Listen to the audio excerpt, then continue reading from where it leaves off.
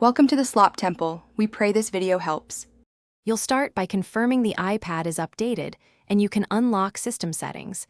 This avoids unexpected options later. Once done, open Settings and go straight to Home Screen and Dock or Accessibility, depending on your iPad model. Some models place the bottom bar options under Dock, others under Gestures. Make sure you have a moment to test after each change. This prevents toggling multiple settings at once and helps isolate the specific control that removes the bottom bar. You now act on the specific controls.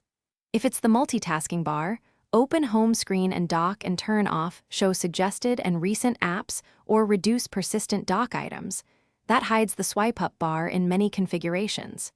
If accessibility features like Assistive Touch or Reachability are responsible, disable them under Accessibility Right Arrow Touch. After making these changes, restart the iPad to ensure the OS redraws the interface. This often finalizes removal of the bottom bar. Finish by testing behavior. Swipe up, switch apps, and confirm the bottom bar is gone.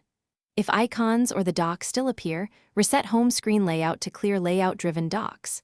If the bar persists, back up your iPad and reinstall iPad OS using recovery mode.